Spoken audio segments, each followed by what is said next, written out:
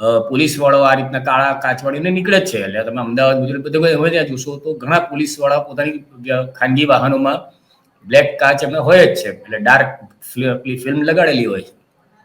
એવા જ બધા તમે નેતાઓ ઘણા બધા તમે જોઈ શકો, પણ ત્યાં આ સેલ્યુટ કરશે. પણ અહીંયા આ લોકોને ઈગો પર આવી ગયો એટલે જેટલા બધા પોલીસ વાળાઓએ ભેગા થઈને પહેલા એક જણાએ કીધું કે ભાઈ તમે કામ કરો, તમે એવું હોય તો ચલાન લઈને જતા રહો અહીંથી.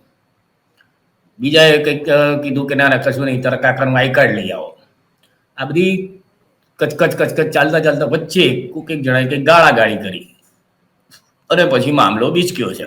આખી વાતમાં મૂળ ગાળ જ છે. હવે આના માટે તો ભાઈ જ્યાં હિંમતનગરમાં કંઈ બંધ પડાય નહીં કે આર્મી જવાનને કંઈક એટલે ગાળ બોલી પોલીસ વાળાએ, એટલે એનાથી દેશનું તો અપમાન થતું નથી કે બિહારનું અપમાન નથી થતું, એટલે એની અંદર તો કશું બંધ નહીં થાય. પણ આખી જે ઘટના બની એની અંદરથી આર્મી જવાનને એની સામે એક્શન લેવામાં આવીને પોલીસે FIR નોંધી.